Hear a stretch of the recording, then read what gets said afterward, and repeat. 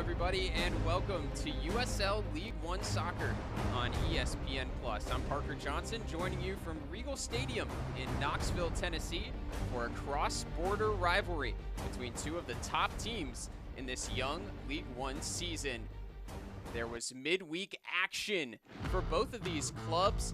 For Lexington SC, they got things started on Tuesday night with a trip up to Vermont, and they suffered one of the classic cup sets of round one of the 2024 US Open Cup. Now you do see this first pro goal from Isaac Cano, and then Cameron Lancaster got on the score sheet as well. You have to see this free kick from the dead ball specialist. But they fell 4-3 to Vermont after giving up two early set-piece goals.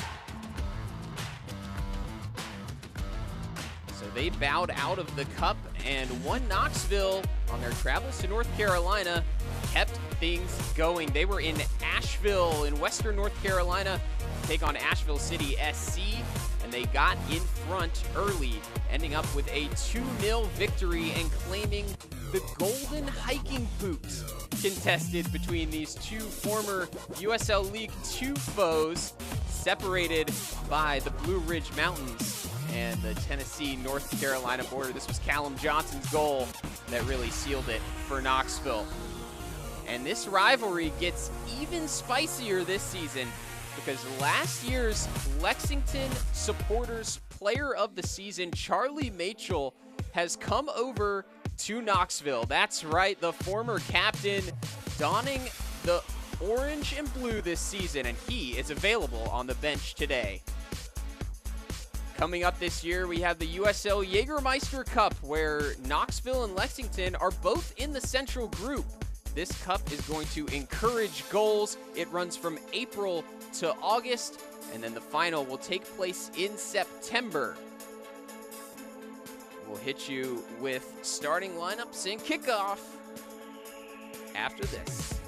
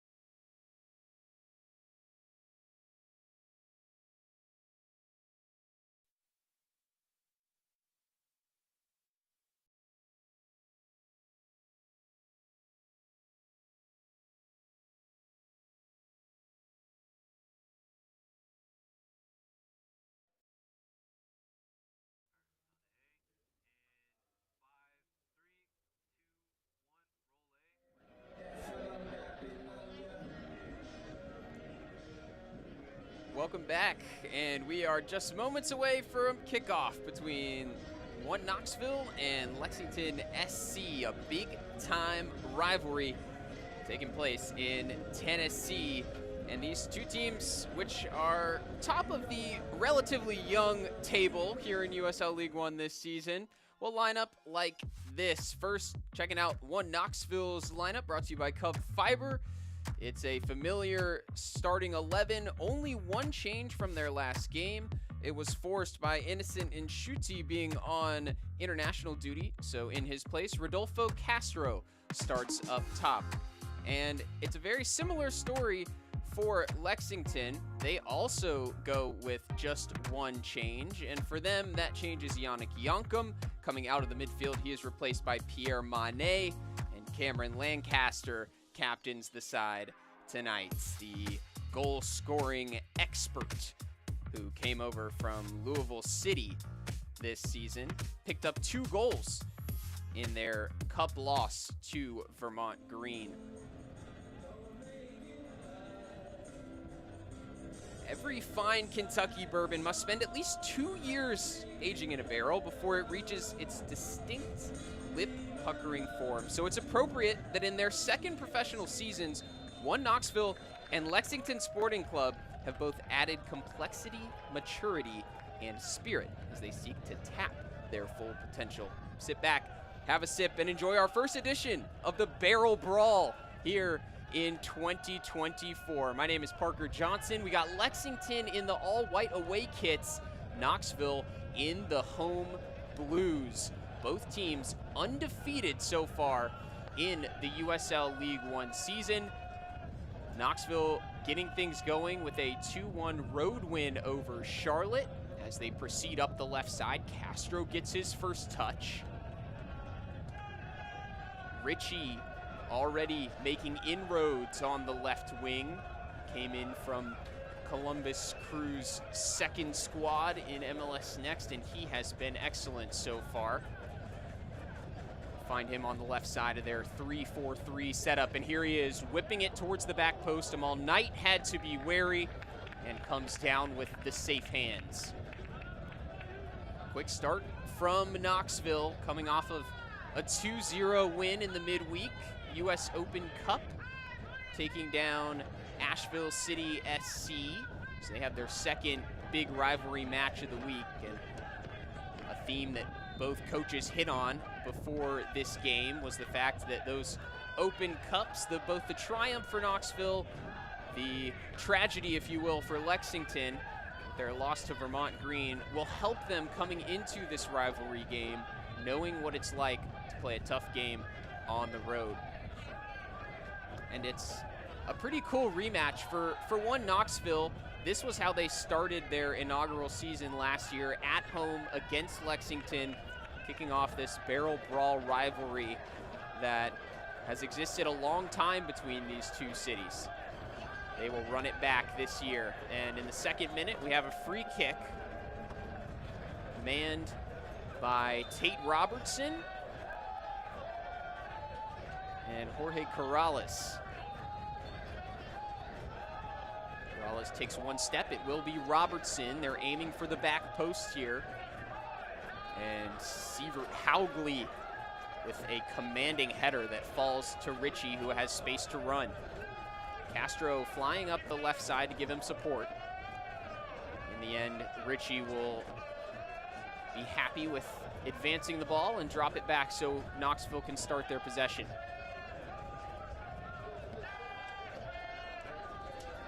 Lexington, 1 win, 1 draw on the season, having tied Northern Colorado Hailstorm.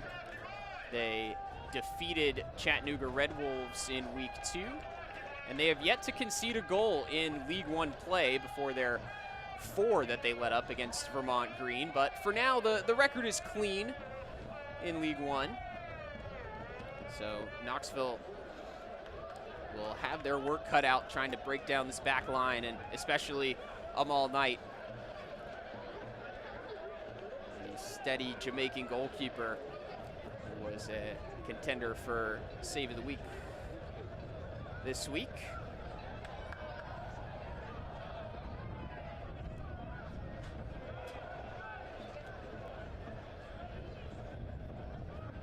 Knoxville looking comfortable in possession. It's Richie. And Lou Young got an extra piece of him, an early booking for Christian Lou Young, who started all 3 contests for Lexington since his arrival from North Carolina FC.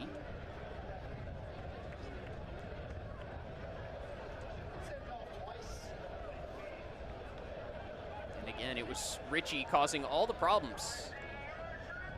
He will have a chance with his left foot to swing this ball in. Another look with the overload from Knoxville on the left wing. And most players would probably find it early to get a yellow card for that kind of challenge, but he was so late that it's really hard to come to Lou Young's defense on that one.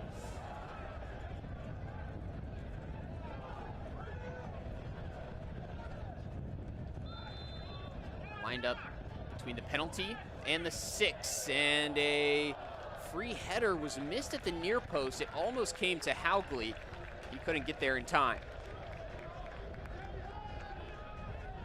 Crisis averted for Lexington, and that will be a key for them today because they let up 3 corner kicks on 4 opportunities to Vermont Green. Darren Powell called it inexplicable. He said it was something that he had never seen in his long tenured coaching career, to give up 3 set-piece goals in the same game, let alone 3 from the first 3 corners that they faced. So he said it felt like there was something fluky about it, but of course, a serious point of worry that they will need to work on going forward. And he referenced the fact that it was not individual errors, it's a team, it's a collective mindset to defend those set pieces better. And he included the coaching staff in that as well. Get this, their staff went back and looked at every single corner they had conceded prior to the Vermont Green game to see if Vermont had found something on film that they missed. So counter scouting it in order to try to identify their own weaknesses. So there's certainly been work put in on the training ground and in the video to try to remedy that issue that took place in Vermont. But the early signs on Knoxville's free kick was that a man still found an open header. Chrysler gets us restarted here from midfield.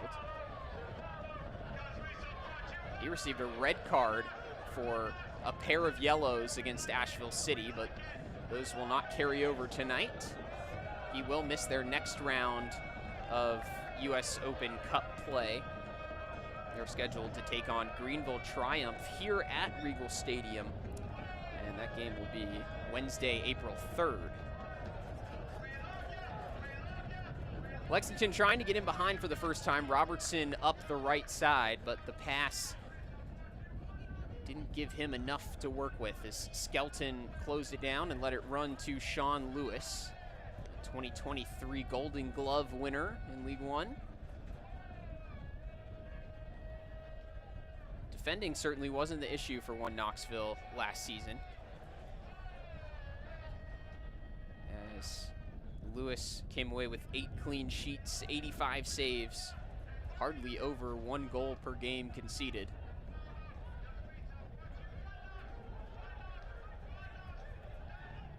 But at the other end of the pitch, Knoxville only scored 36 goals, second to last in the league, and ultimately that was the issue. So they brought in some reinforcements this offseason. Haven't gotten to see the best of some of them just yet. Rodolfo Castro is starting up top today because Innocent Nshuti, one of those signings, is on international duty with Rwanda. Picked up by Ross here, who's floated into midfield. Scored League One's goal of the week against Charlotte. Nice individual effort. Curling it into the far post and rightly earning that award.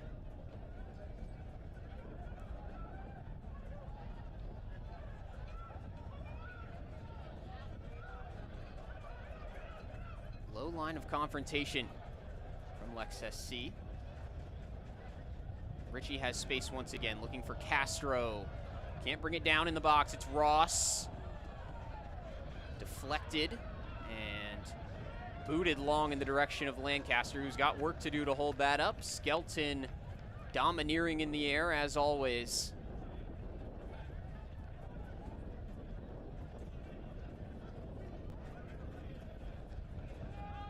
Skelton contested 178 aerial duels last season, won 114 of them, by far pacing this one Knoxville team and towards the top of the entire league in those categories. He wears the captain's armband tonight.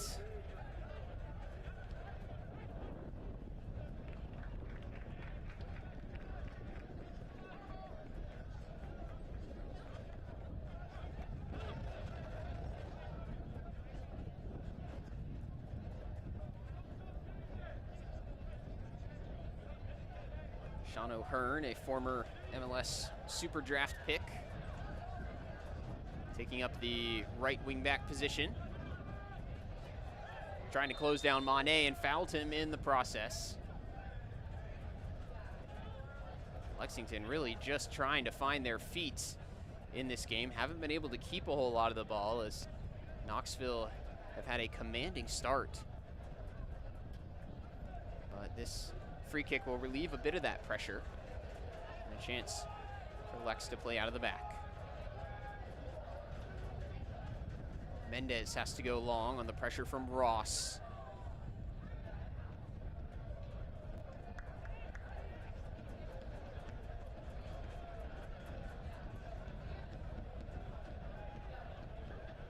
"10 minutes in. Thank you for joining us wherever you may be across the world for USL League One Soccer, our USL kickoff all month presented by Terminix. And a very exciting season to come. USL Jägermeister Cup on the way as well. These two teams will do battle twice in group play in that competition. Groups of 4, you do round robin, play every team twice, once at home, once away, and then you get 2 games from outside your group as well.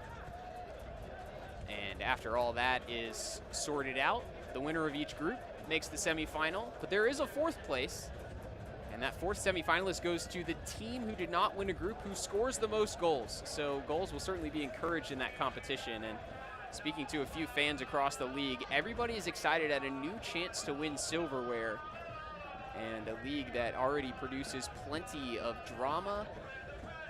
Having a competition that encourages goals could only bode well. Long ball spotted to O'Hearn, just over his head.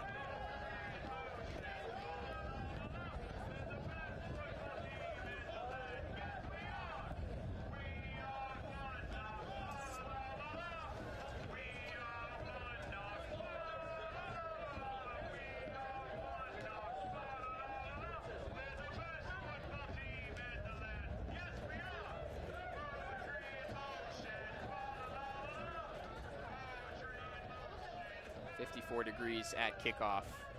There was some weather throughout the last couple of days, but ultimately things clear up and the Scruffs in full voice here on the campus of University of Tennessee. Kelly looked like he won it back cleanly, but Mané did enough to get himself between Kelly and the ball and escape the high press trap from the home side.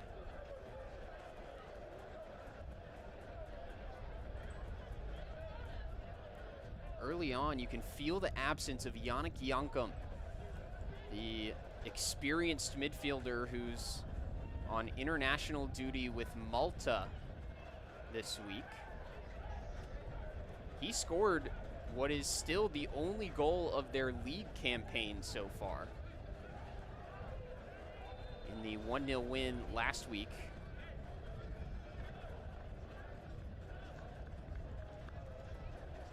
And stoppage in play here from the referee.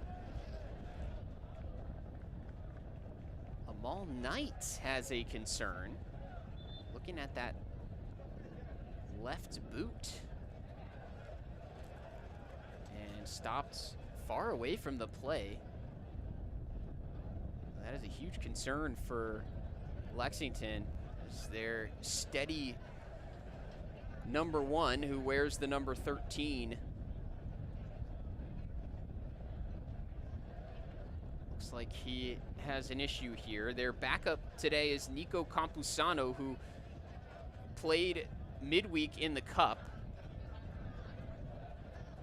The Lexington fans will be familiar with Austin Causey as the backup, who made 8 appearances last year, but it's Campusano on the bench today.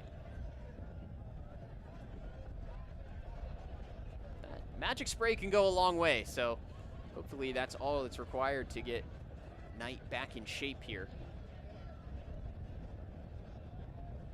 But a chance for Lexington to regroup. Have not found much rhythm so far. Knoxville controlling the early play. No great chances, though. Just the one set piece that they weren't able to connect with. It stands level through about 15 minutes. I'll give a shout out to the Lexington fans taking this game in at the Wandering Bach, home of the Railbirds, for their away watch party. Sure that they're tuned in down there in Lexington. It's an incredible rivalry between these two cities that are 173 miles apart, up I-75. Two true college towns, University of Tennessee in Knoxville and University of Kentucky in Lexington. That rivalry born through the colleges, the towns, the football series between those two, American football that is. And of course, in this week of March Madness, I'm sure present on the minds of those as well. Probably some fans in orange at the stadium who are eagerly awaiting Tennessee's tip-off tonight. I won't bring up what happened with the team that a lot of the Lex SC supporters are behind in that regard. But thankfully, Knight is good to go. No substitute needed. Just a couple minutes of stoppage there. So we'll add that on at the end of the first half, and we get back underway. See if Lexington can do anything to change the early momentum, because it's Knoxville once again pushing it up the field, getting numbers forward. And as you find Ritchie on the left pushing up, as you find O'Hearn on the right pushing up, that's when this player right here, Frank Ross, and Angelo Kelly on the other side are able to tuck in from their forward positions and really start causing a lot of problems. That's how they found a lot of success against Charlotte Independence in their first League One game. And that system has been on full display in the opening stages. Lou Young doing a better job corralling Ritchie this time. He takes the throw quickly. It's it back from Johnson.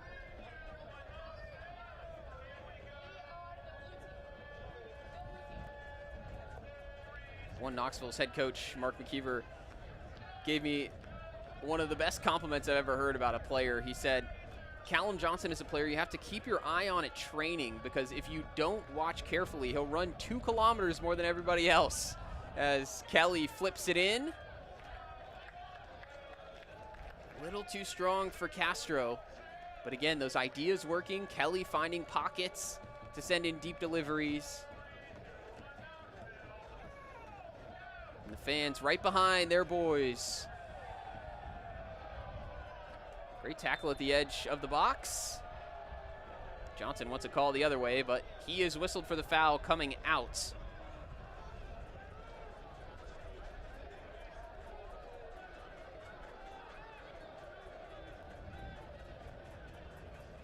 Corrales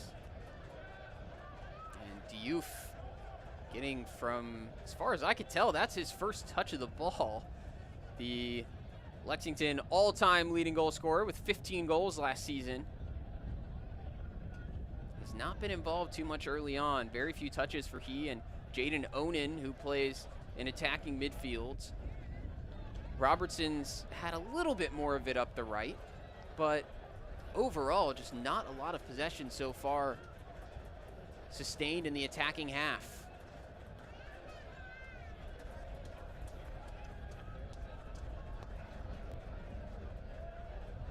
Lancaster, several defenders all over him.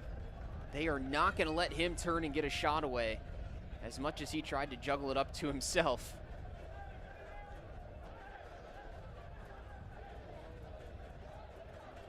Lancaster, really one of the signings of the offseason throughout the entire league, one of the best goal scorers that the USL Championship has seen. He ranks 3rd all-time in championship goals. Just in regular season play, 1st in club history for Louisville City. Of course, a huge rivalry between them and Lexington, but with his contract running out, Darren Powell got on the phone and he said that from the first time they spoke, alongside Sam Stockley, their sporting director for Lexington, everybody just hit it off right away. And with Lancaster so established in Kentucky, he likes the area, wanted to stay, and he liked the vision, he liked the project that Darren Powell is working with here in Lexington, retooling in the offseason, trying to build from the academy up. They've got a new stadium opening. It is on track to open in August for the USL Super League campaign, for which they will have a team competing in that new women's 1st division, which plays a fall to spring schedule, more aligned with leagues across the world.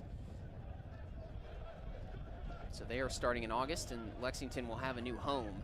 So really a lot to be positive about coming into the season, and a great offseason for the boys in green. And Powell himself, quite an addition, a man well tenured. He comes out of Inter Miami, where he spent last year helping out with the first team. He's worked with the academy, coached the League One side as Diouf latching on, and it's Lexington. Saved by Lewis. I think it took a deflection. Robertson tried to cross it in. First sniff at goal, and they'll have another opportunity here. Well dealt with in the box. But life for Lexington at last in the 21st minute. O'Hearn can't take it away. Regain from Abel Caputo. And our first look at what Lexington can do in the attacking third. Now it's Onan finding space up the right wing. He's got Robertson with him, drops it off. Lou Young with Monet.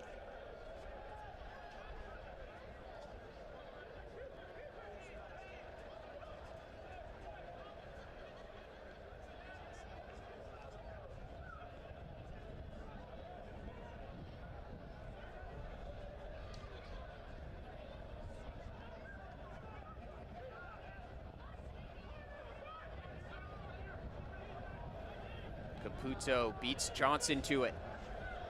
Into Youth. Can stretch his legs up against Jalen Chrysler. Ates Diouf to the end line, cuts it back. And Haugley took up a great position in the middle of the box. Alert and sends it out to touch.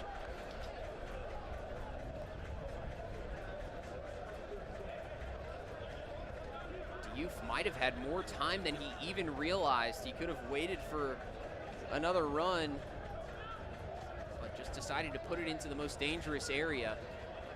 Haugley wisely cleaning it up. Corrales. Right-footed ball. Hangs up just long enough for Lewis to collect. Tide starting to turn in favor of the away side.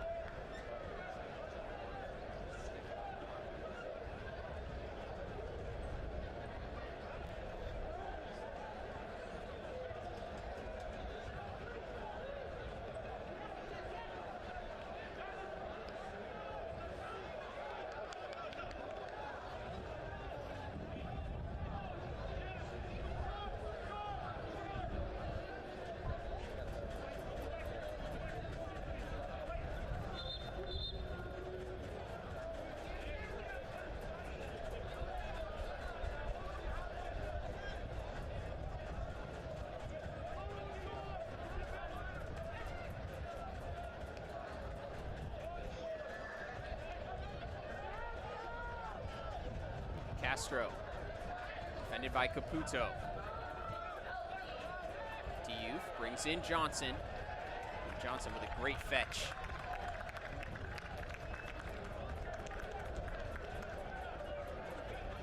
Sniffing out that danger and not allowing Youth to get his legs churning. Lewis forced long. O'Hearn to Kelly. Head tennis. Kelly will not be able to keep this in.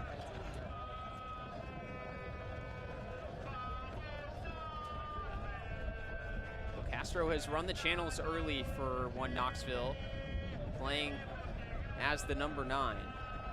Again, no Innocent and Schutte. Playing a pair of friendlies this week. His Rwandan side are playing against Botswana and Madagascar as they get tuned up for World Cup qualifiers out of the African Confederation.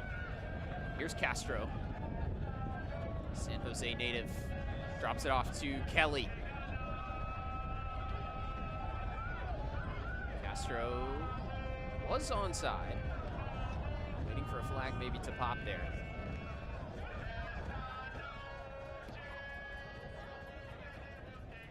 And a full recycle from Knoxville.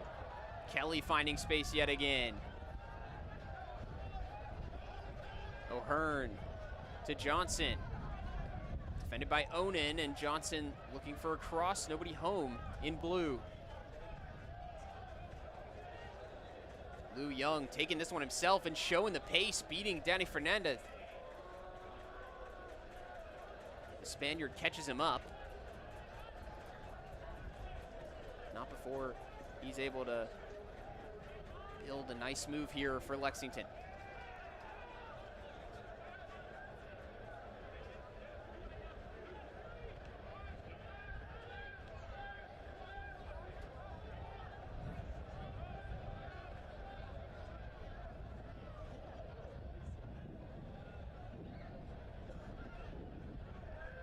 Robertson, one of the last players in the sunlight. As the sun descends here at the base of the Smokies. Still a springtime chill in the air. Eastern Tennessee.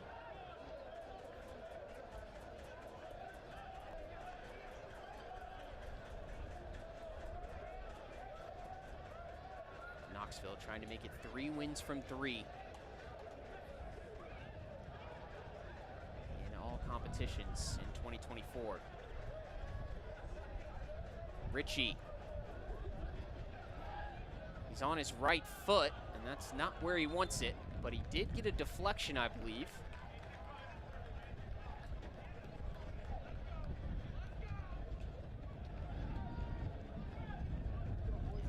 Trot all the way over to the right corner to take this one.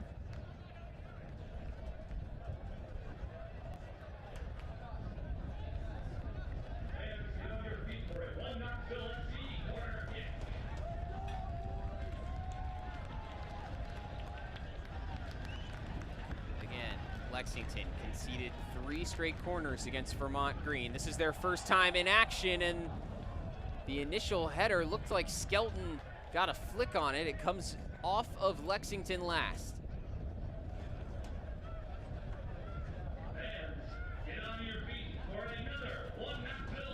It's a zonal marking scheme. You can see that pretty clearly by those 4 Lexington players straight across the 6-yard box. You got a couple man-to-man markers near the back post. It's sent in at the front post again. Redelivery from Ritchie.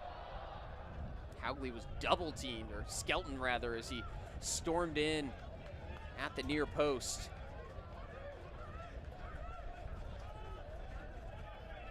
Dealt with better that time by Lexington, playing the first and the second ball well. An area that will continue to be dangerous. Anytime you got Jordan Skelton coming up there, he was first to that initial corner.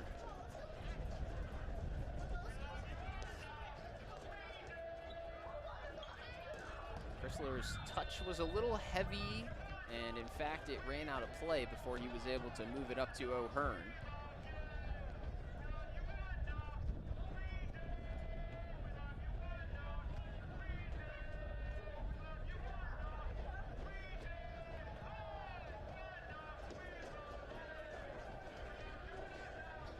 Lancaster holding off Chrysler. He's got a crossfield pass to Lou Young, looping through the sky. Lancaster's such a gifted player technically, among many of his positive traits.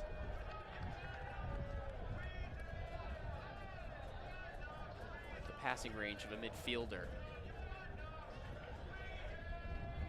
It's Skelton rising, out for a corner. As we cross the half-hour mark in Knoxville. Still looking for an opener. One Knox have had their opportunities from the corners. Now Lexington with a chance of their own.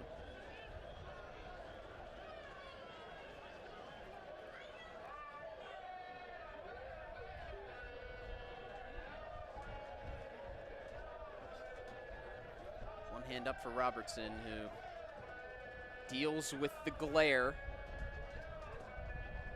And Skelton again getting his head on it.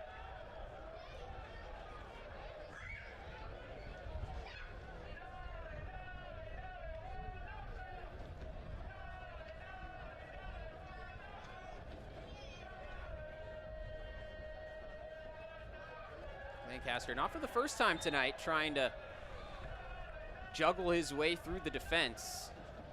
And when your striker is resorting to those kind of flicks with his back to goal, you can tell that the service is a little dry. And as he tried to spin past, brought Chrysler down with him.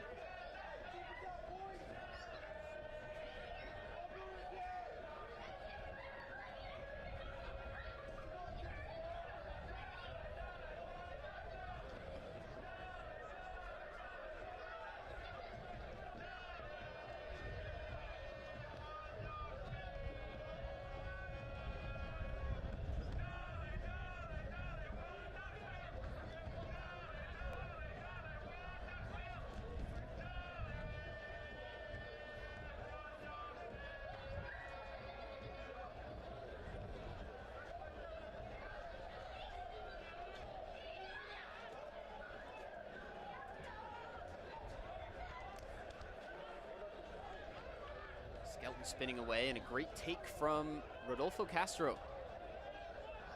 And another nutmeg on the spinning flick. Draws a foul. And Castro really creating something out of nothing for his team. Wonderful number 9 play to hold it up initially and then get the ball back to his feet and try to spin.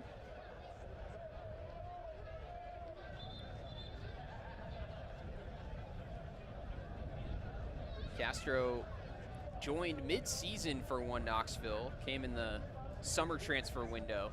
He was acquired from the second team of San Jose Earthquakes, the Town FC, where he scored 15 goals and had 2 assists in 37 matches in MLS Next Pro. One of those striker options this season. Ritchie lines it up. It's a great ball in. Bodies clashing. There was a whistle. Not sure if it was a foul or an offside. I believe offside here is the call. And in the end, it was, I think, Skelton and Chrysler battling each other for the header there. Not a good sign defensively when it's 2 players fighting for that open look. Fernandez in there as well.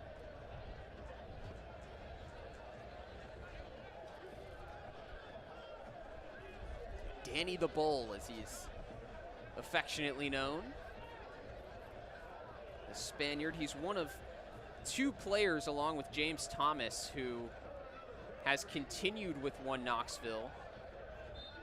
all the way through from USL 2 into the transition into USL League One. Played that inaugural season back in 2021. And Mark McKeever has kept a lot of his own guys around. I mentioned Thomas being one of those holdovers. Thomas also played for him at Young Harris and with Des Moines Menace, for whom he won a national championship in USL League Two. In all, 6 players that had previously been with McKeever either in college or USL 2 or this initial one Knoxville team have stuck with him through to this season. So it's all about building that trust. And he told me this week that he knows Lexington have the individual qualities, but he believes in his team as a unit. He feels that the consistency and the buy-in that they have to work together for results, be able to take them toe-to-toe with this very talented Lexington roster.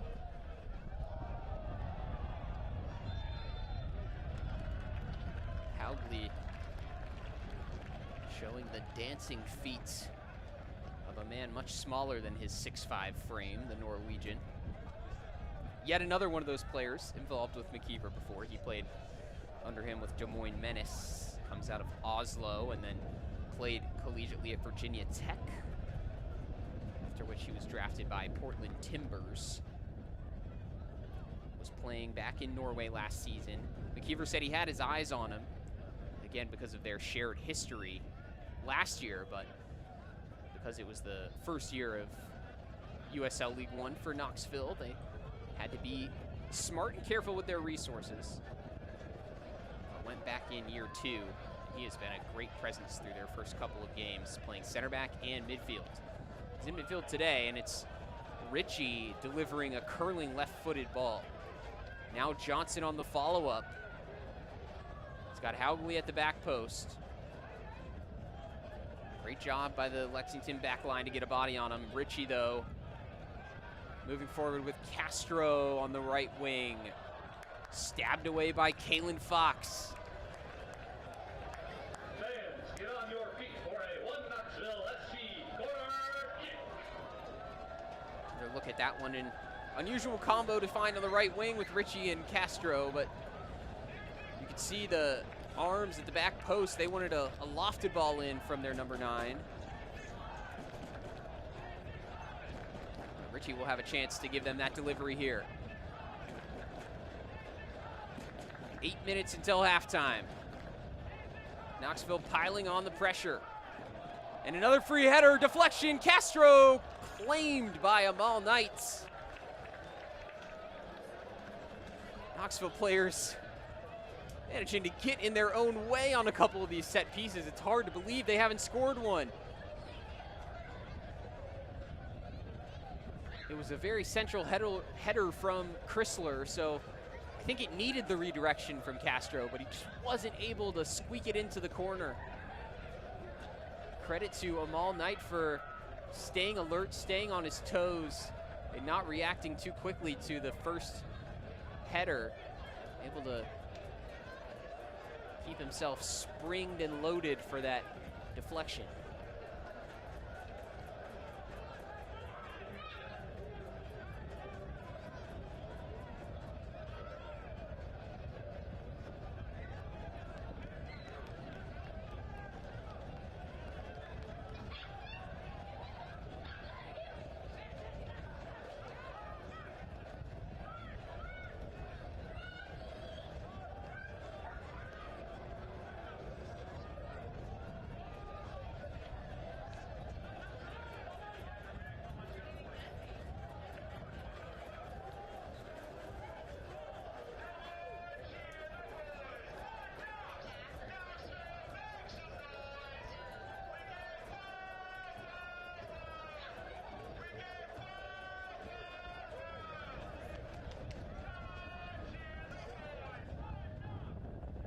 Follow Kelly, and Ross on the spin.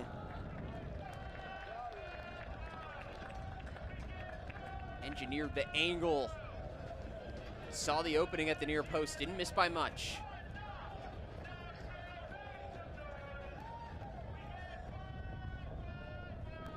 Showing again the variation in that front three.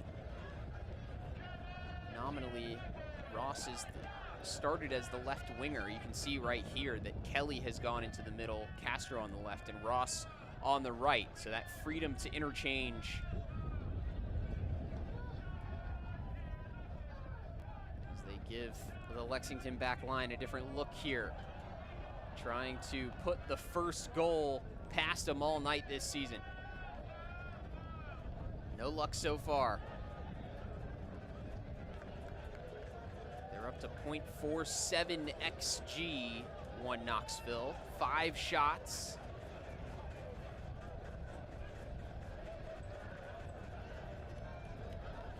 And nearly 68% possession. Got O'Hearn down here.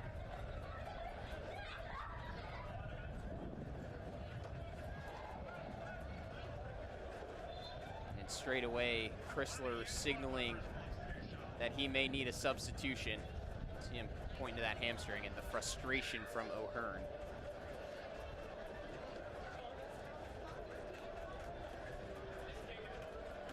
An NCAA champion with Georgetown in 2019, O'Hearn, a former U19 USA national team player. He's really found a home here in his second season, and that right wingback role.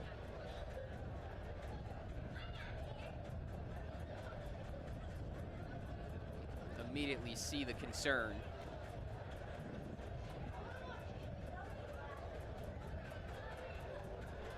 And as you look to the bench, we'll have another chance to maybe see if we can identify what happened.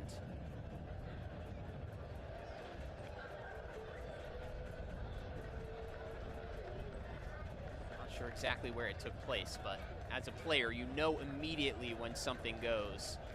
And the response from Chrysler, knowing that it's not an injury to play with, if indeed it was the hamstring.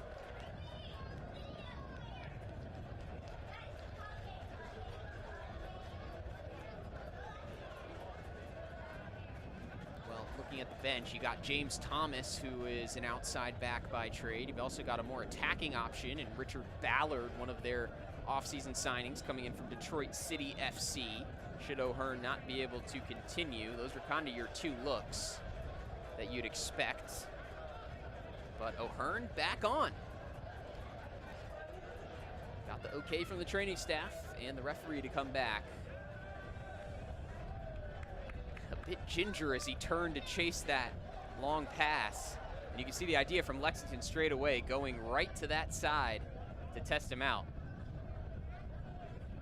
Of course, only a couple minutes here till halftime, so maybe the thinking there is just to wait it out and see if he can play these 3 minutes, plus whatever stoppage time we will have.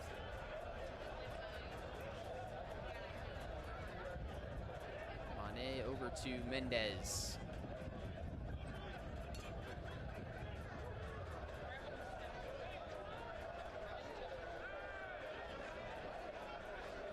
Youth.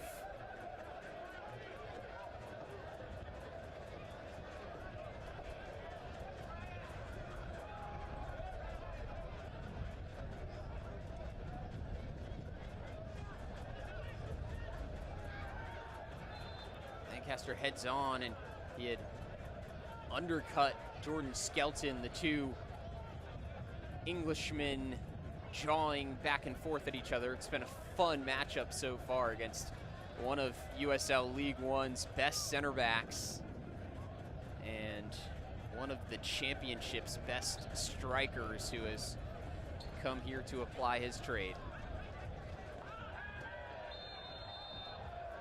O'Hearn caught late by Corrales, who is incredulous.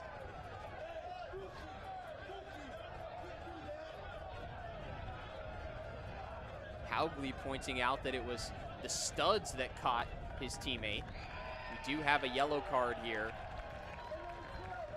and it didn't look like it was pointed in the direction of Corrales, so we're gonna need to double check on the identity there. Could have also been another player for dissent. As Ryan Farrell doing the bookkeeping here, and poor O'Hearn just getting back on the pitch from a different ailment. Sees the top of his shoe stepped on by Corrales.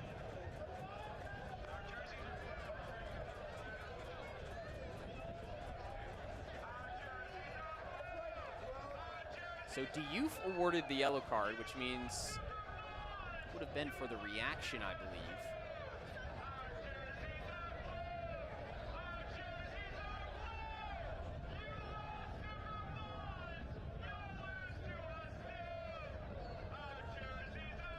The scruffs in full voice, reminding Lexington of their midweek failure, as it was Corrales who also picks up the yellow.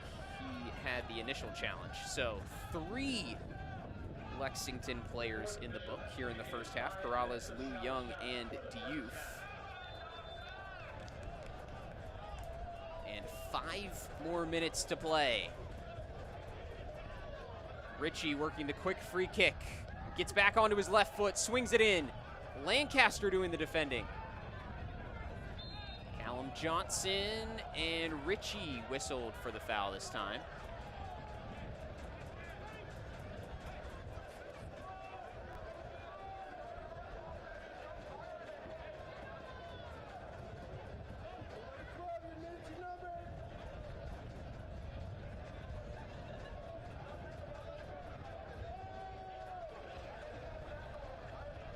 Well, for Lexington, blunt attacking display so far, and it's been quite similar to their first 2 games in USL League One. Produced less than 1 expected goal in both those contests. On average, they've only produced 0.72 expected goals. They're at 0.09 today, and perhaps not too much of a surprise, given the only player who scored a goal for them, Yannick Yankum, is not in the squad tonight, as he is playing internationally for Malta. A team with plenty of firepower, one of the best attacking signings of the offseason, and returning a 15-goal goal scorer, and an 8-goal goal scorer, by the way, Nico Brown as well, who is on the bench tonight. Brown himself would have led one Knoxville in scoring last season. So they've certainly got the talent, they've got the players, it just hasn't quite clicked under Darren Powell yet. Still some stagnancy they're working through in these first 47.5 minutes.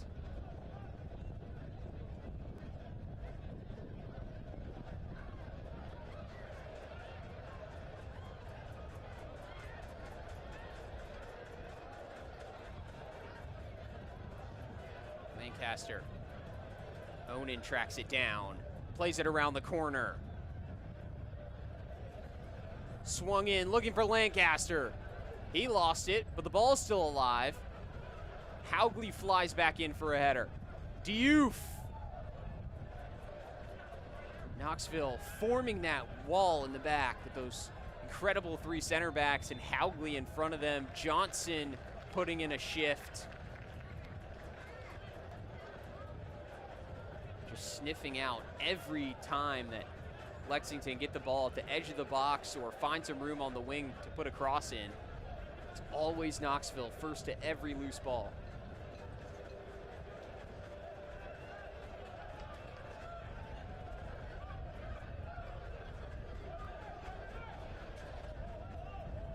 Sean Lewis has hardly been troubled. Flick on from Haugley, who went down. Is a potential head injury. Looks like he collided with the head of a Lexington player after he flicked the ball on. So referee obliged to stop play. been a strange sequence of injuries. Knoxville has had to deal with quite a few players on the training table in preseason, and strangely enough, they've had to deal with 3 separate players with concussions. And right now you can see Haugley being evaluated as such.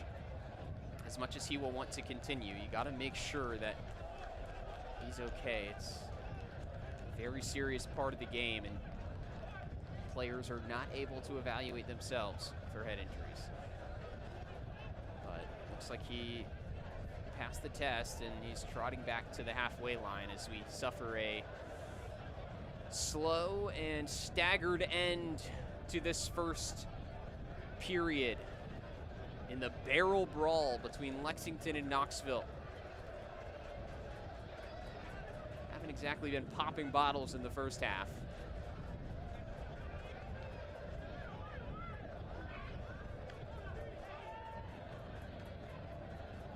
Lancaster beaten out by Skelton, and that sees us to the halftime break. Scoreless between Knoxville and Lexington as these teams look to stay undefeated in the young League One season.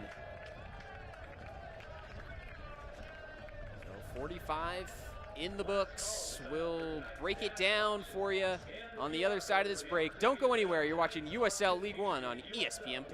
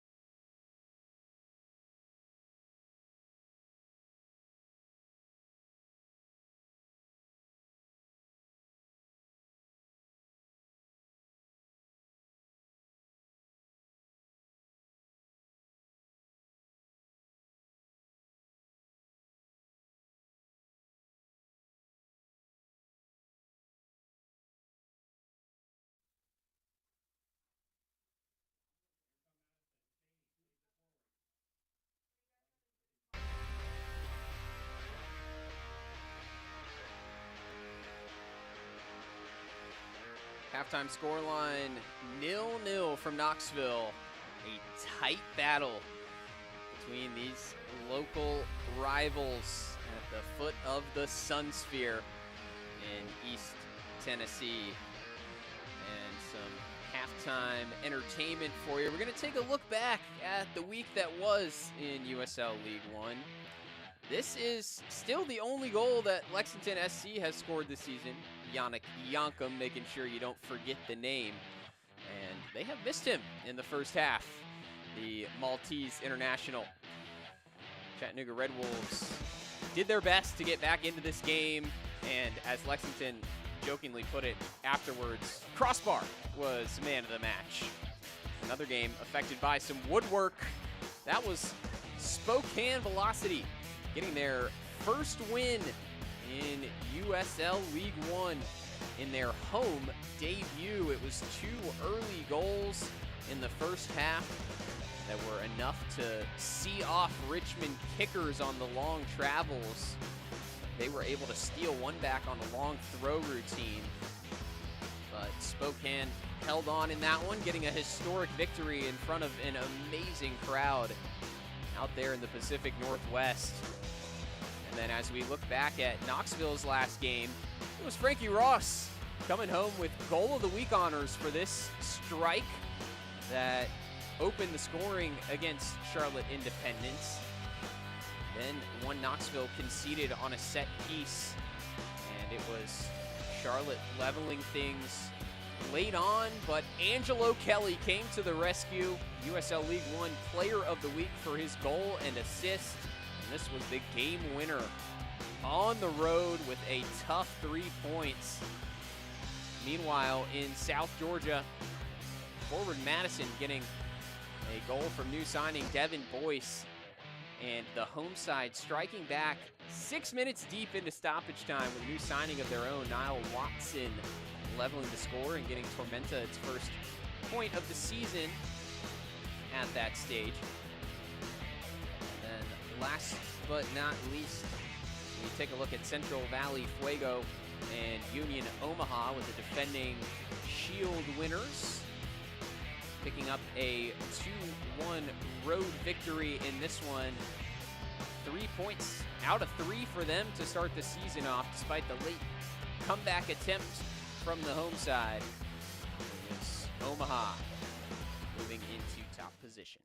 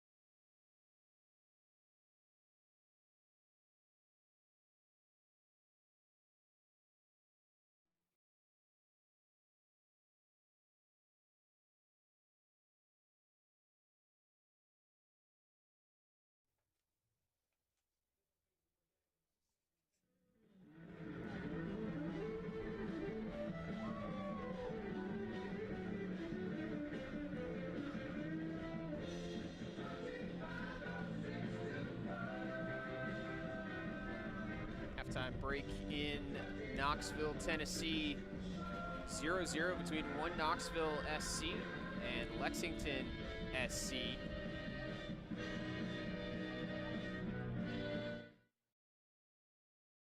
USL League One will introduce a new in-season cup competition built on regional rivalries and added dimensions to the game itself.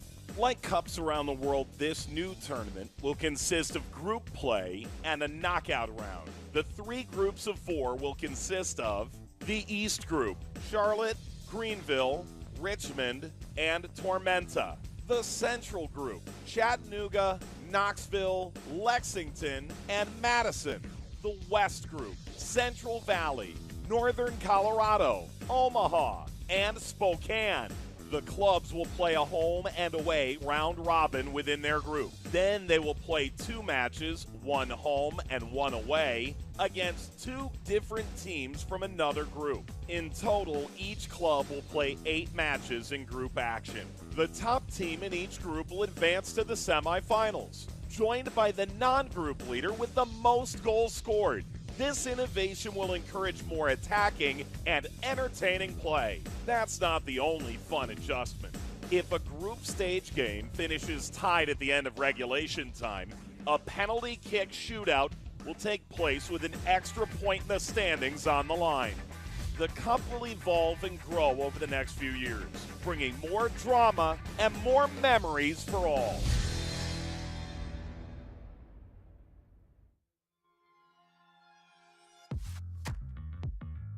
Here's some news and notes from around USL League One. US Open Cup has been underway, and second round coming up April 2nd and 3rd. And of course, this season, national coverage coming to League One.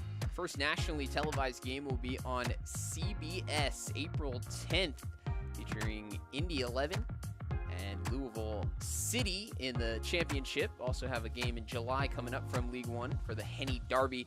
And this week's player of the week, Knoxville's own Angelo Kelly. They'll be looking for a spark from him in the second half. He was joined by Frank Ross after their tag team took down Charlotte Independence. And here is the rest of the team of the week from week 2. Lexington represented by Yannick Yankum.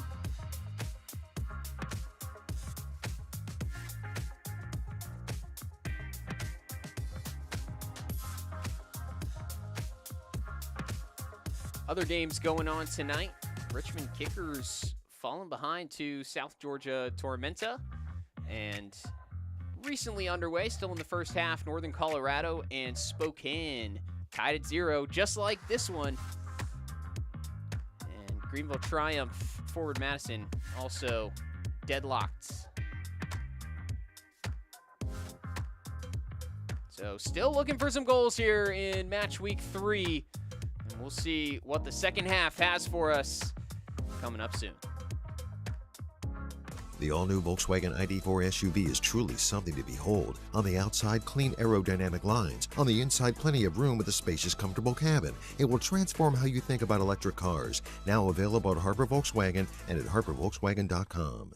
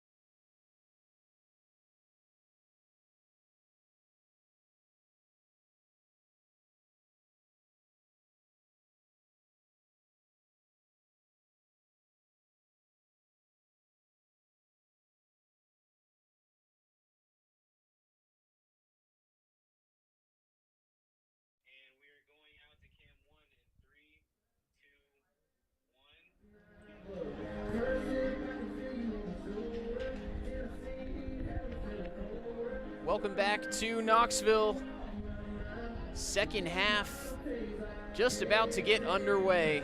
We do have a halftime substitution from the home side. As you see, Kempes Tekiela trotting onto the pitch to try to make a difference here. It looks like Sean O'Hearn going off after suffering some issues at the end of the first half. But here's a look at how the first 45 minutes went.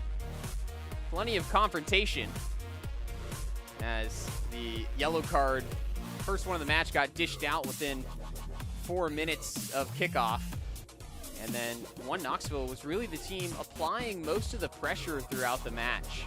There was a brief spell from Lexington that ended up in this opportunity of a failed cross where Diouf found some space at the top of the box and Christian Lou Young coming around on the overlap. But that was the only time that Sean Lewis's goal really ever faced any threat. Castro sending in crosses. Ritchie had a number of corner kicks. This was the one that was closest to finding the back of the net. Castro was unable to redirect it in the end after Chrysler's header. And we went into the break 0-0. So it'll be interesting to see how Kempes Tekiela shifts things. He's more of a central player for the most part. He can play attacking midfield, he can play up top, and he came in for O'Hearn. It looks like Angelo Kelly will move to right wing back. It was fascinating talking to Mark McKeever this week, speaking about how he has seen Angelo Kelly for such a long time, coached him at Mississippi Barilla many years ago in USL League Two, and he's known Kelly, and he said when he got those Team of the Week honors and Player of the Week in USL League One for Week 2, he's like, this is the Kelly that I've known for a long time. He always plays like this, week in, week out, incredibly consistent. He can play everywhere on the pitch, and so he will be just fine at right wing back is the point I'm getting to. And it'll be a new look up top with Tekiela coming in. He played in Luxembourg past 2 seasons, registering 20 goals in the Premier League over there. Spent time in the Dortmund Academy. Eintracht Frankfurt as well on his way through the youth ranks. And he was injured during preseason, so wasn't able to play in a lot of Knoxville's contests. Here he is looking for the cross from Kelly. Gets the big thumbs up from the German. Already straight into the action and closing it down.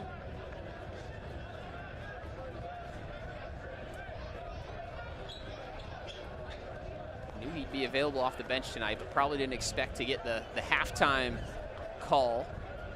But as we mentioned, O'Hearn did go down in the first half, feeling at the muscle in his right leg. So if I had to guess, that was probably the issue.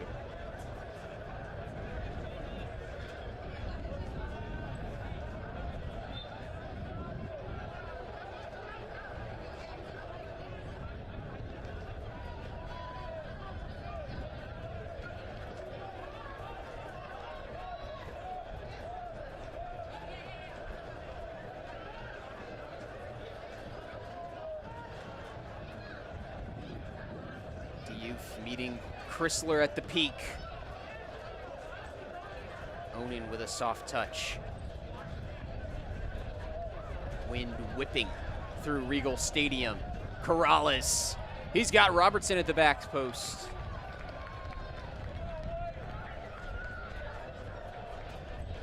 Great outlet from Lewis, but Frank Ross unable to take it down under control.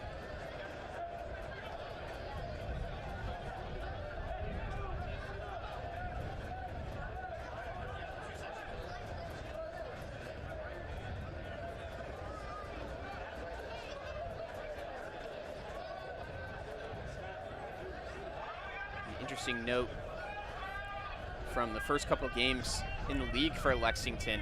Over 50% of their attacking sequences have come up the left third of the field. A lot of that due to the influence of Corrales and Youth on that left side, but it's a pretty remarkable imbalance. Generally, teams do work it up the wings quite a bit, but you see a more even split between left and right. Less than 30% coming up the right side by comparison. Hasn't played out overwhelmingly in this match, but it was an interesting note as you kind of look over the stats from their first couple of performances, and just a sense that this team hasn't quite found its balance yet with the ball. They've been stoic defensively, and that's led to an unbeaten start through 2 league games. But even that seal was broken against Vermont Green in the Open Cup. Robertson can't keep it in.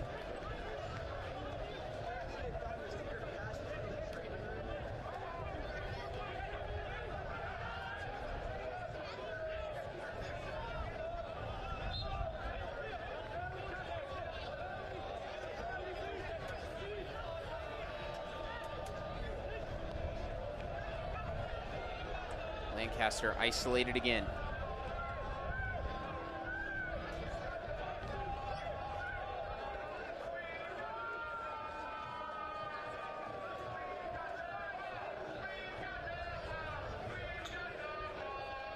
And I mentioned the left side for Lexington having a huge influence over the first couple games. Well, it's Ben Stewart Ritchie on their right, but Knoxville's left, who's really been the standout in this match in terms of the chance creation.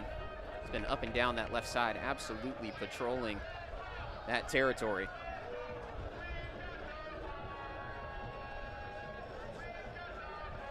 Kelly from deep, headed away by Fox. And Kelly getting the ball caught between his laces.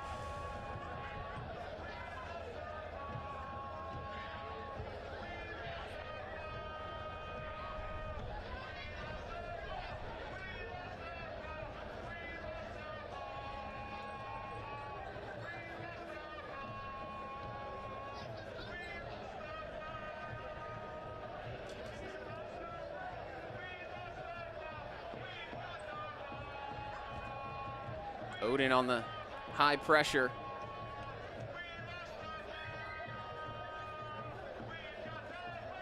Knoxville playing it safe and sending it upfield where it's reclaimed by Abel Caputo under pressure from Castro.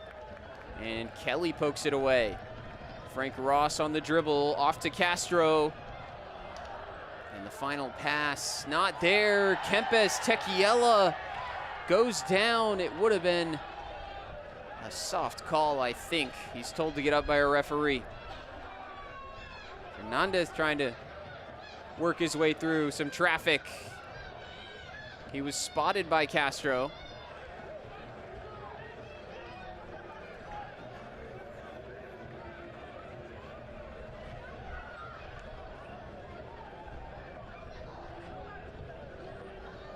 Lexington almost causing their own problems as Tequiela was able to win the ball back near the penalty spot.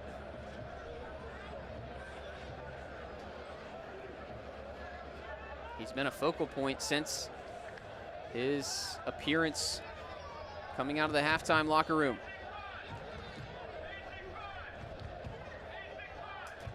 Diouf lines it up, and it took a deflection. Skelton got in the way and redirected that towards the near post.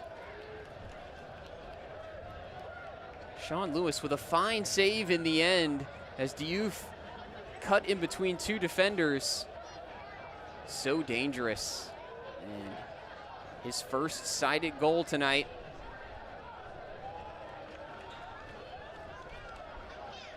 Chances have been limited both ways. That was the second shot on target for Lexington. Knoxville have not managed an attempt on goal, although they did have one corner kick situation that nearly found its way in, but it was a deflection. An increasing feeling that our first edition in the barrel brawl this year could be decided by a lone goal. Kelly wants to produce it. Working against Corrales. Finds Haugli at the edge of the box. Castro back to goal. Haugli recycles out wide for Richie. He's got the return to Haugli, turns it back instead. Fernandez toward the back post.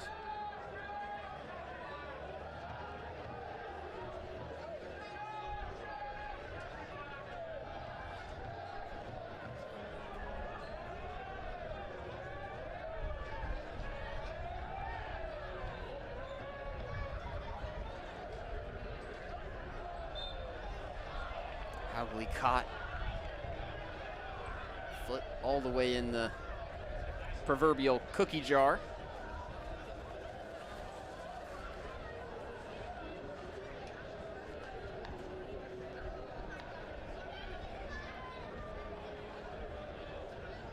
Haugli, such a unique player.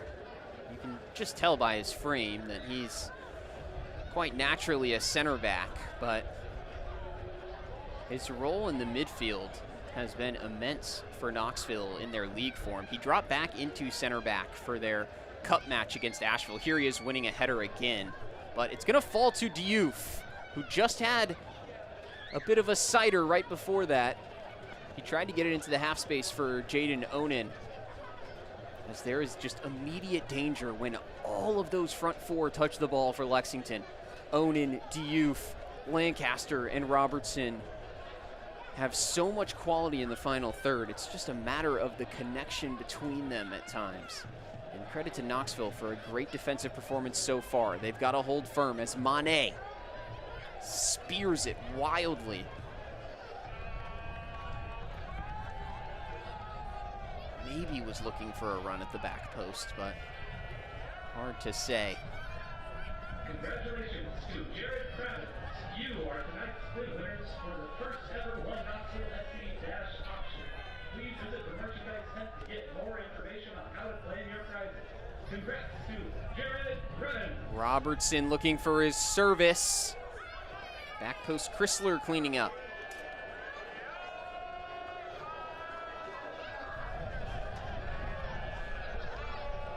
Last touch off Ross. Throw-in goes to Lexington. As we reach the traditional part of the game where you often see substitutions, Knoxville going for a halftime change.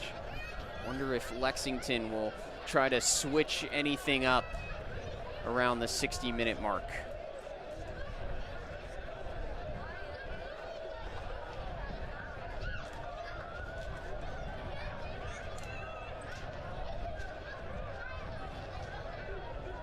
Young forced to take it long.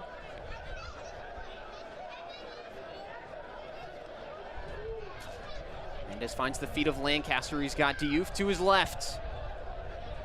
And the Senegalese was offside.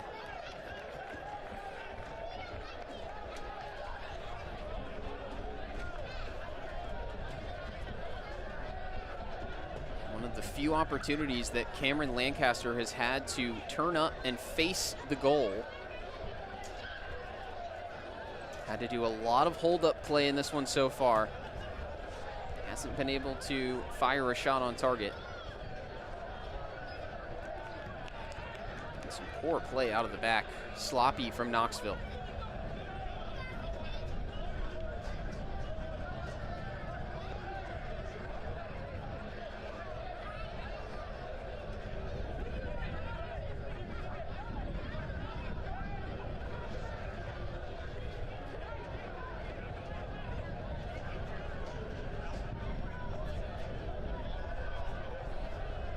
Diouf one-on-one, dancing through, Jaden Onan.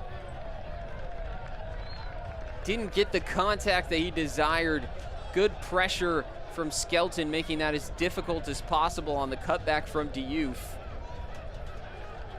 It's been last year's leading goal scorer, Atez Youth, causing all the problems in the second half. Onan didn't find his feet at the right moment, but promising signs from Lexington SC in the past 10 minutes or so.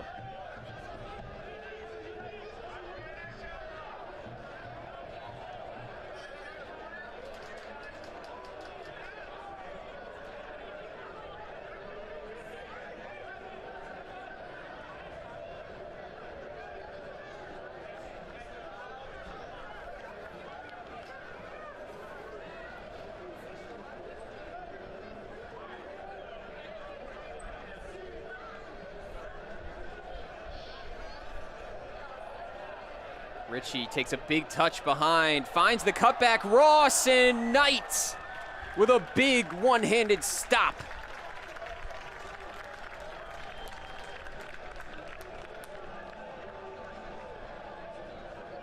Ritchie again causing problems. It fell to Ross's left foot. Knight doing a great job to keep his body in front of it. That ball parried off of his glove and reclaimed it with confidence. In terms of shot stoppers, there are a few better than him all night. 8 times he's been selected for Save of the Week.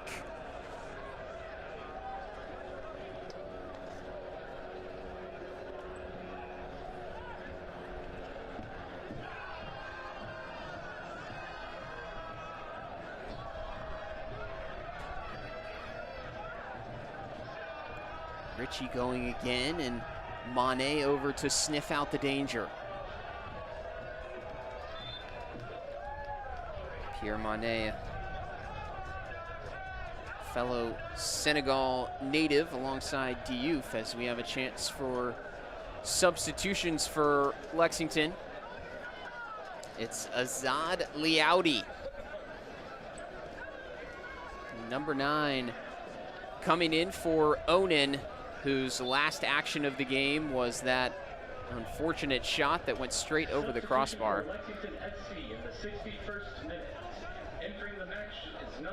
Liaudi comes in from Huntsville City, where he played MLS Next last season. 12 goals in 22 appearances, as Ross bursts forward, sliding recovery tackle from Jorge Corrales. Fans, get on your feet, boy. 1 Knoxville SC corner.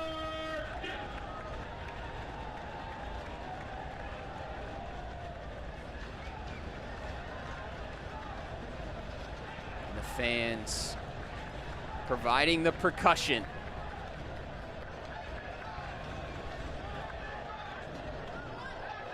Lifted. Fox heads away, but it'll be another corner for Knoxville. Fans, stay on your feet for another 1 Knoxville SC corner. Keep an eye on Castro and Knight there, battling for position right in the goal mouth.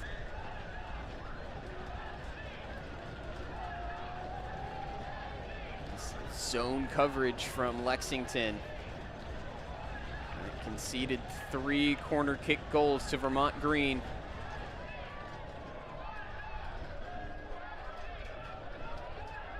Too much sauce on it from Ritchie over the 6'5" frame of Sievert Haugli. Ross taken down, and a foul against Modesto Mendez.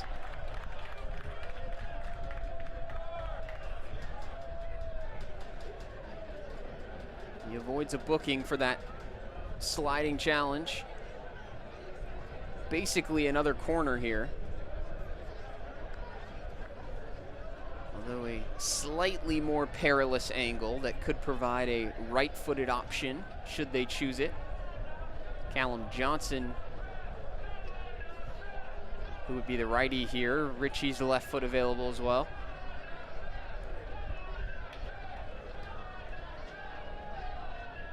Grappling between Tequiela and Lancaster in the box. Sent up at the edge of the 6. And the referee had not blown his whistle. He had his eye on what I did, I suppose, trying to make sure that there wasn't too much tussling inside the 18-yard box.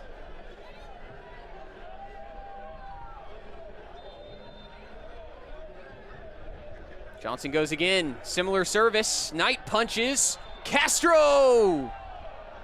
And Knight was fouled on the punch.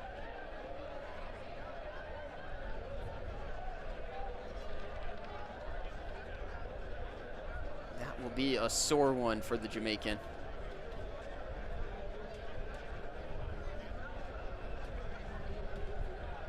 Knight has made history coming off the island. He's one of the first 10 goalkeepers to ever make the move out of Jamaica to play elsewhere, following in the footsteps of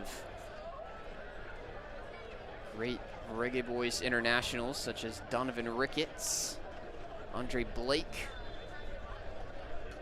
And he was trained by the same goalkeeper coach that trained those two, Paul Campbell, a Jamaican international himself, who has passed down that lineage through the years. Knight most recently played in the Nations League for Jamaica in the middle of last season. As you can see him just on the left of your picture, still shaking it out, hula hooping his way back to full flexibility. He's gone down a couple times tonight, but he soldiers on as he wants his 3rd clean sheet in as many tries. Heavy contact, Haugley goes into the referee's book for this challenge. I think it was Mané that he caught late. Bruising tackle.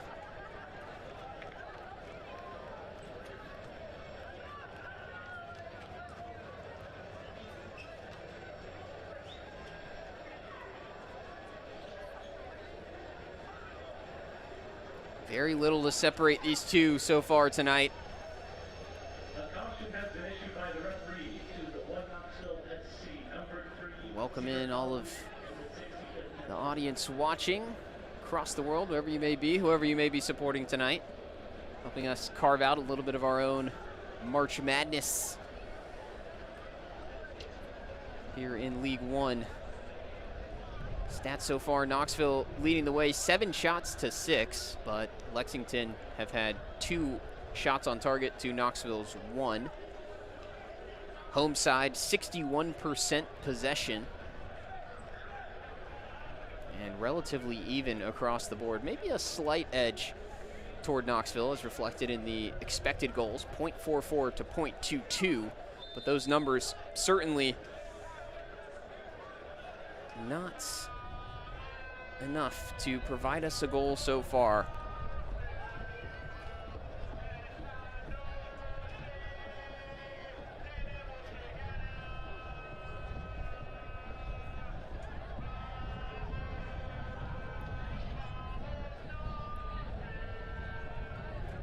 I've mentioned the barrel brawl. That is the new name of this rivalry. Follows the tradition of the Tennessee and Kentucky football rivalry, where they played for a wooden beer barrel. Ross breaking free.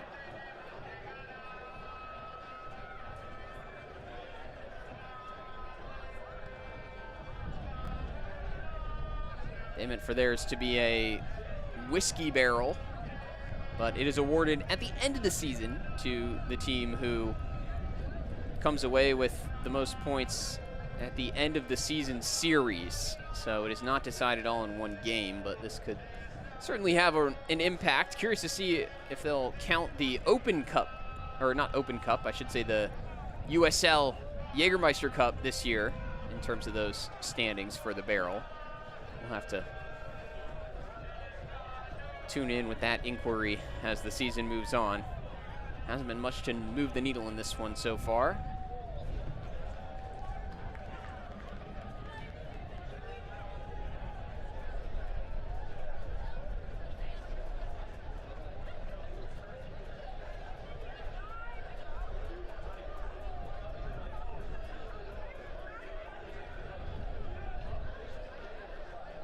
Mendez breaking the lines, and Robertson a bit too fancy for his own good there.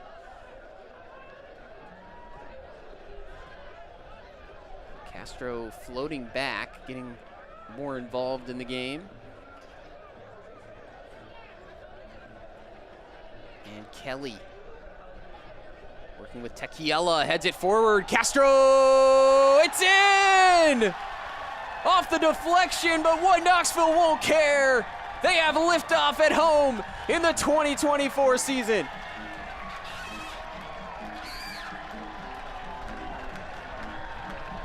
Who else to get it all started but Angelo Kelly? And a fortunate deflection, but Castro making it happen, and credit Tequiela for a nice pass in the build-up as well. Amal Knight beaten for the first time this season.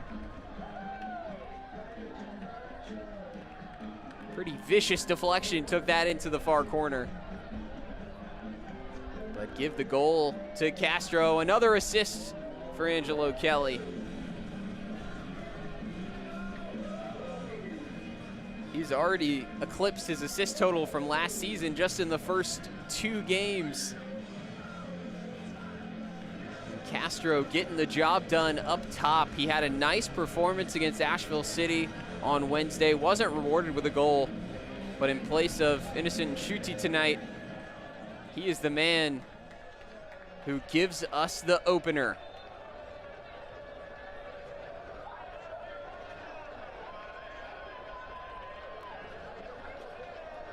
Now a chance for substitution to come in for Knoxville. It's Gio Calistro replacing Frank Ross. Ross didn't have too many opportunities tonight as he sifted across that front 3. But Calistro will play a similar role. He can go all 3 positions on that front line. But a good goal scorer, notched 1 for Knoxville in the league last year after arriving in July. 9 goals in 55 appearances for Portland Timbers 2, and 6 goals in 54 for FC Tucson back when they were in USL League One. So over 100 games of pro experience for the 23-year-old. As Lexington are seeking a quick response. It is out for a throw, avoiding the corner.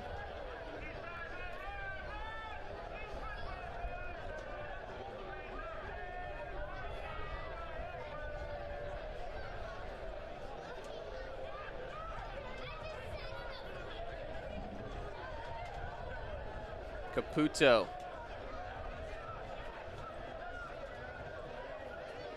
Youth. Deep service. Richie did well to wall off Tate Robertson.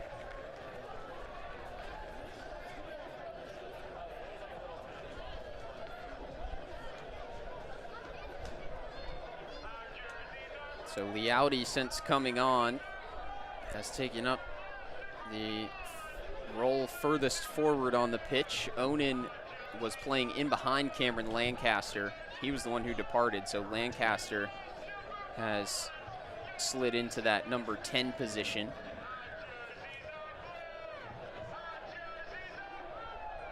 And speaking of number 10, Kempes Tequiela, a halftime sub, and linking up with Calistro here.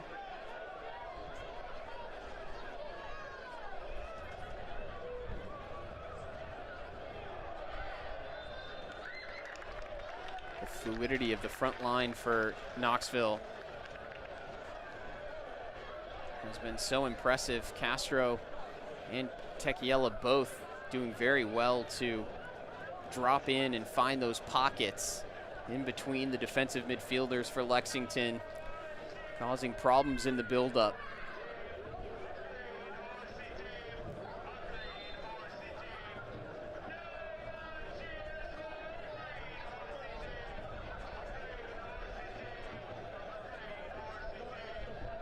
Ritchie whips it back post. Knight punches into the trees. Fans, get on your feet for a 1 Knoxville FC corner kick.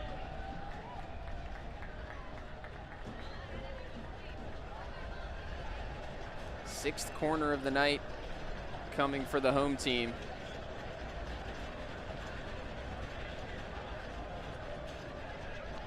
They've got the short option if Johnson chooses to use Ritchie.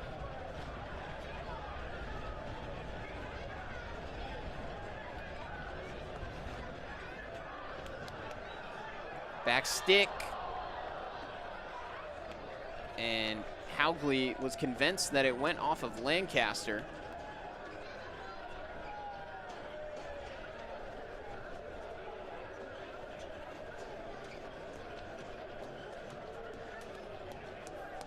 Lexington going short from the goal kick, still seeking that patient build-up as we enter the final 15 minutes before stoppage time.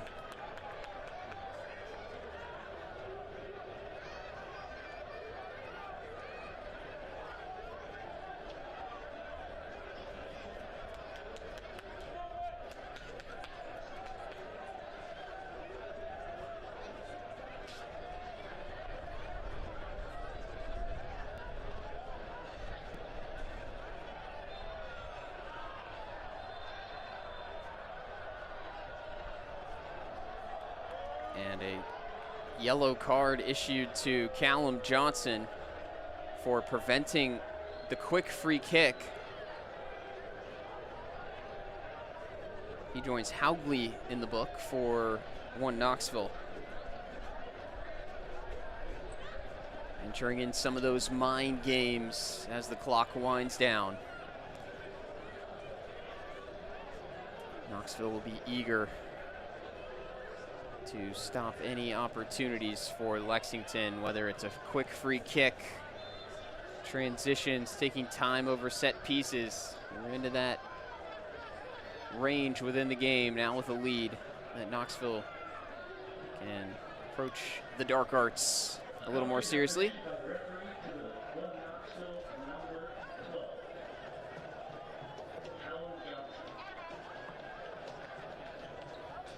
Johnson, a player who Mark McKeever said would surprise some people this year. He would be the first to tell you that he should score more goals, and he was able to apply that on Wednesday against Asheville City, scoring the 2nd goal. Sealed that game. Knoxville looking for a similar clincher.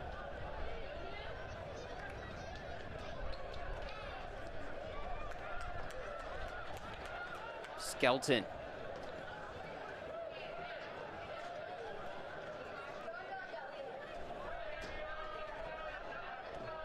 Kelly leaves it for Castro. Combination that provided the goal. And it's going to be Liaudi all by himself. Does enough to win the foul off of Skelton and plays quickly for Diouf, who's bodied off by Kelly.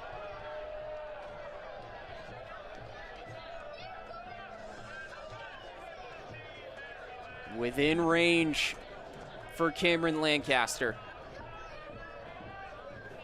One of the best dead ball specialists in USL.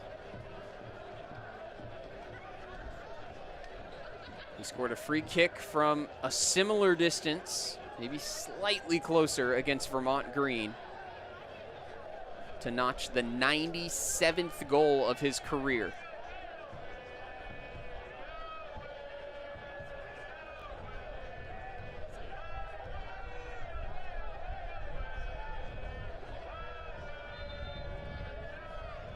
Lewis lines up his wall. Lancaster lines up the shot. Always a tough distance to get enough power and placement to trouble a goalkeeper from there. As we get 2 subs to try to provide a spark for Lexington. Isaac Cano coming off his first professional goal on loan from Louisville City,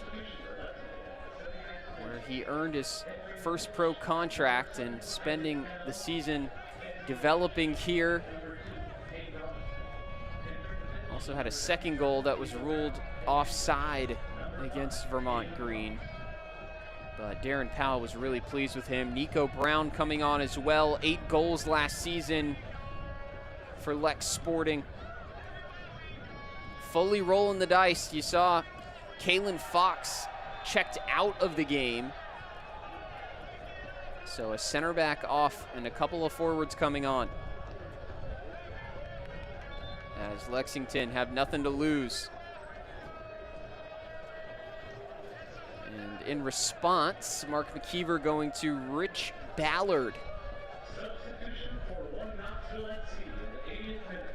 Entering the match He came in the 90th minute against Charlotte. He comes in is number 9. with 10 more minutes to make an impact this time, as he recovered from some injuries during preseason. So he's still working his way back to full fitness slowly but surely. He replaces the goal scorer, Castro. He's our game winner at the moment.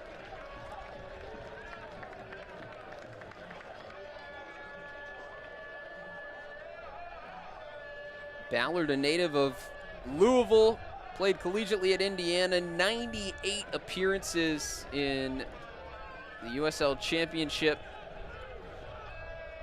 playing with Lou City, a champion, and comes over from Detroit City to bring some experience. And Coach McKeever called him a player who could be the most exciting signing, which is saying a lot compared to what we've seen from a few of their new players so far, like this man Richie, who finds Calistro,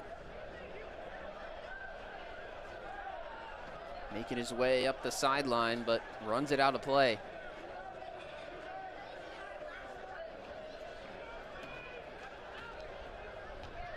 Lancaster.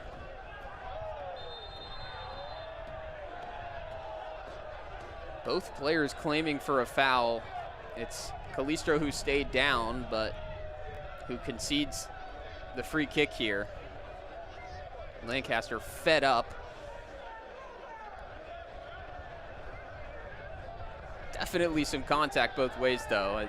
There are times when you can tell that a player is making the most of it, but that was a meaty challenge, regardless of who was whistled against.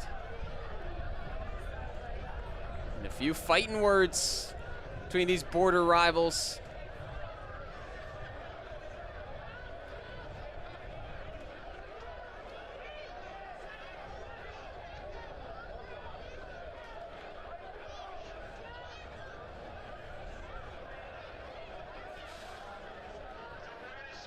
Well, strap in, folks. Lexington has rolled the dice. They've got all their attacking options out there. Closing in on a fun finish in this very, very tight rivalry matchup early on in the season between two teams who have not suffered a defeat in league play. Knoxville with a win would jump Lexington and move to the top of the table.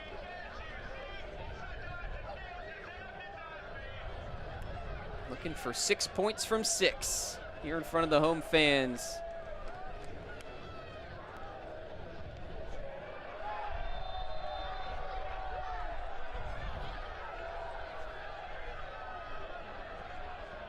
Chrysler right in the face of Ryan Farrell after that call. He's dealt out yellow cards pretty liberally earlier throughout the match. Kept him in his pocket on the last few.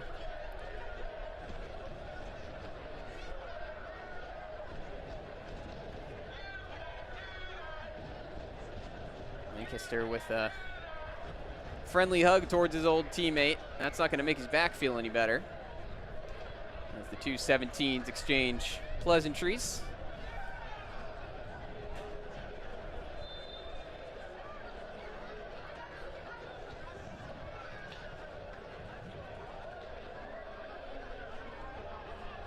Listro battling Mendez. Hard man to get the better of. Inter Miami 2 standout. Played under Darren Powell there. And Powell knew he had to snap him up.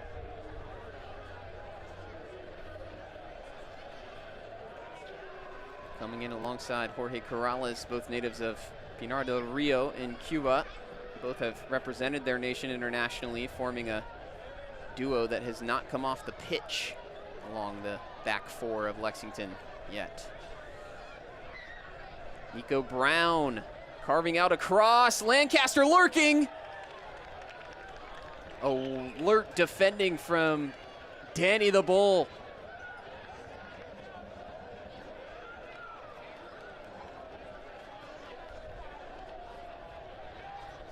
Players like Lancaster just seem to find those bounces like a magnet.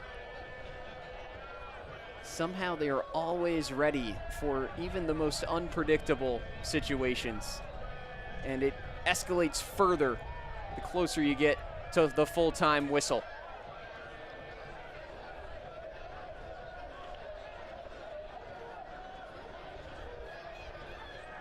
Mark McKeever said that Lancaster is worth what it costs for his 4 best players, and that value is repaid in goals. Being held here at the edge of the 6. He's frustrated. Fernandez knew exactly what he was doing and let go just at the right opportunity.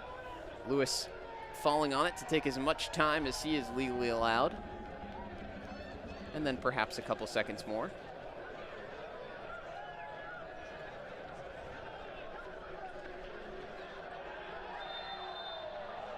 Another tussle involving Ballard.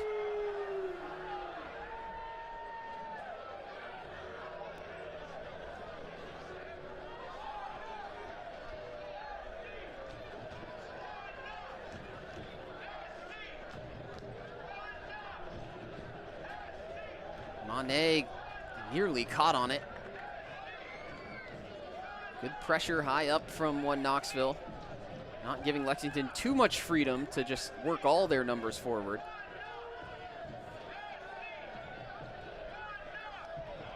Visiting team has gone down a defender through the course of their attacking subs, so Knoxville certainly sensing that there is something to be had on the counter if they press at the right moment. Finding that balance between seeing out the 1-0 scoreline and potentially tacking on a second.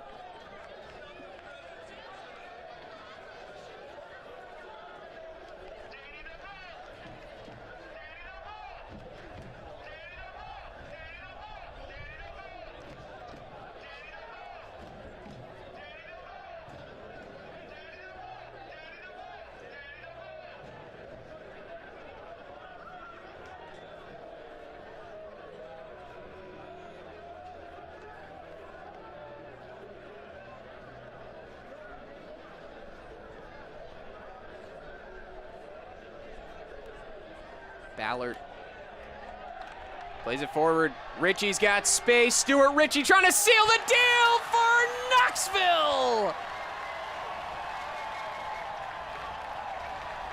Goal!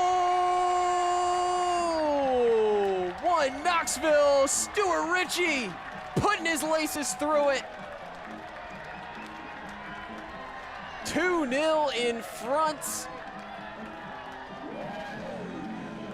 And that should wrap up 3 points for the home team, heading towards the top of the table.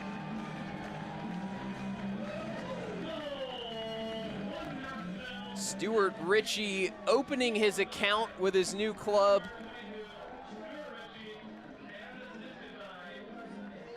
He's been excellent through their opening USL 1 fixtures, their US Open Cup. He has been a massive influence. Mark McKeever telling me that this kid could be the best at his position in League One this season. And he is showing every bit of that danger that he provides. Now there was a sub that was readied before that goal was scored. It was the extra roll of the dice that Lexington had prepared to bring on Khalid Balogun, the towering forward. Number 14 comes in, and so it's a tougher task for him now that they've gone 2 goals down, but he will be out there as Lexington try to scrap anything from this game. Even a late consolation, I'm sure, would soothe the nerves after some disappointing attacking outputs in now nearly 3 full league contests. 5 minutes of stoppage time. Substitution for Lexington in the 88th minute. Entering the match is number 14, Colleen Bellabon. Exiting the match is number 21, Christian Liu Young. The fourth official has When indicated 5 Balogun minutes of came on, it was again a defender sacrificed, Christian Liu Young. Balogun playing on the right, Lancaster left up there with Liaudi. Just forwards all across. You got Nico Brown out there on the left as well. Still Atest Youth in the mix.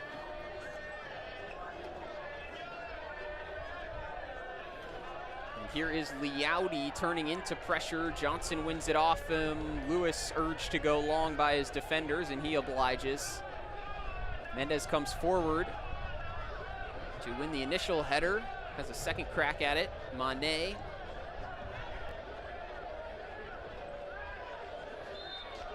And Skelton with the arms raised, whistled for that one. Thank you for coming out tonight. Feel free to stick around.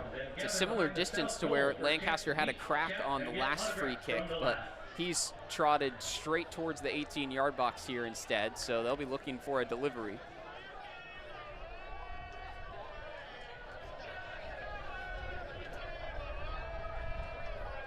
Knoxville looking to secure its 3rd win in its 4 contests against Lexington, and these 2 second-year clubs.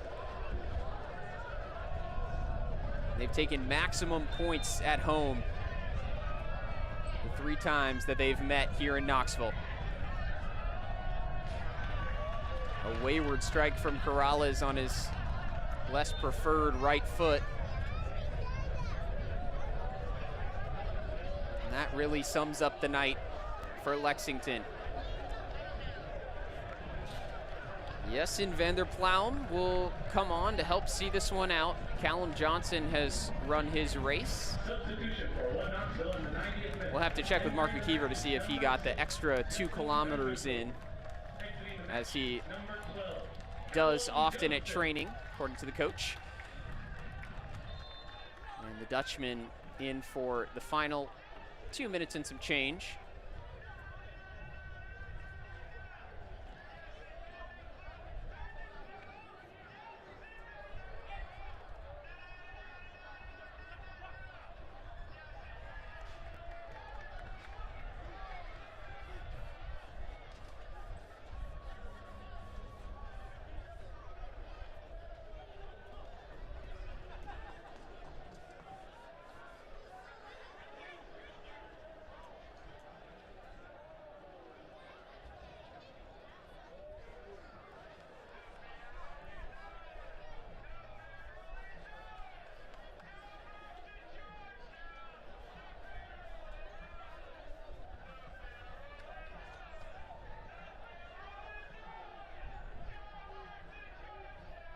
The Scruffs happily deriding the Lexington fans, reminding them who currently holds the barrel after last season's results. Lancaster unable to keep it down.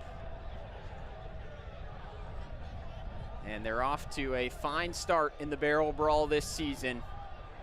Looking like they're gonna pitch the shutout here with a 2-0 victory.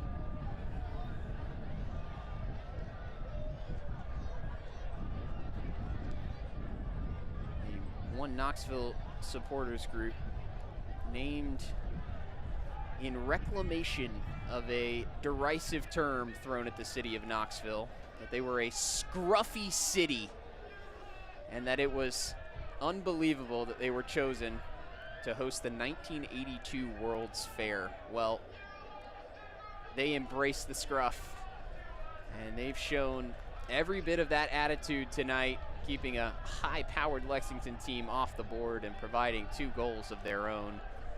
Calistro setting it up for Ballard so he can work around the corner. A few more seconds to go here. Ballard, pardon me, credited with the assist on that clinching goal from Stuart Ritchie. Haugley into the corner.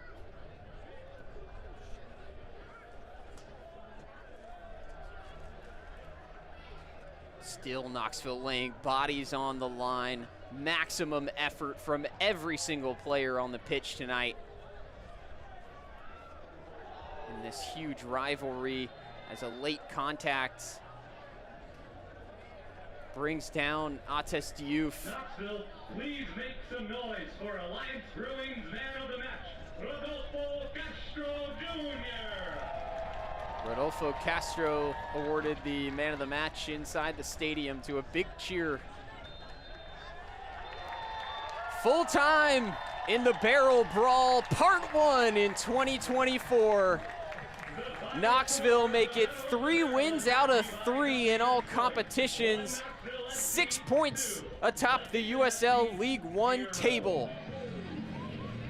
We'll be back to wrap it up after this.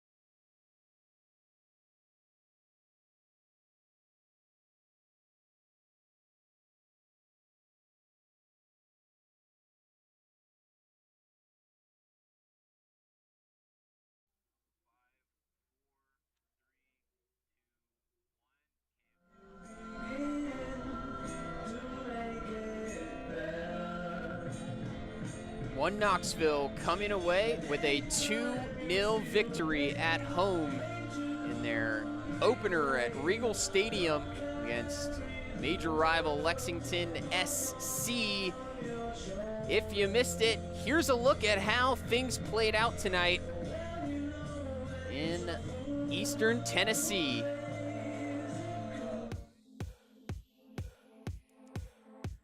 It was a quiet first half, but as soon as we came back out for the second period, Ates Diouf brought some energy straight away as he was causing all kinds of problems to the One Knoxville back line. But as they did all night, throwing bodies in the way, and Ritchie finding space on the left side would become a theme. Ross unable to convert on his cutback.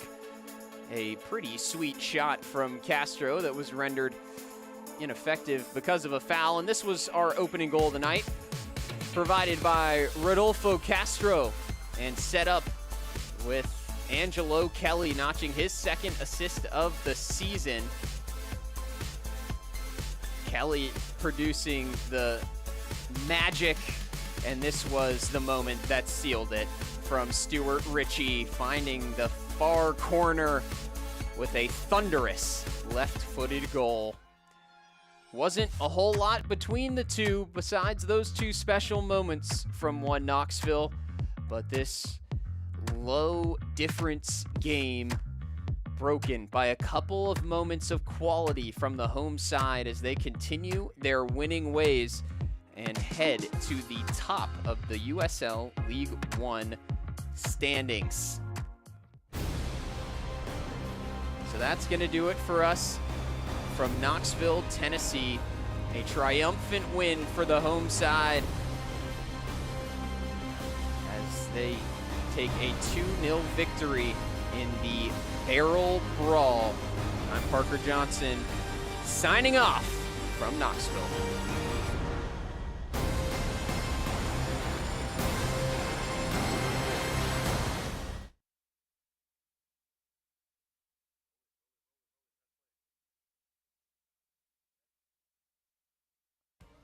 This copyrighted telecast of the United Soccer League League One cannot be retransmitted, rebroadcast, or reproduced without the expressed written consent of the United Soccer League League One.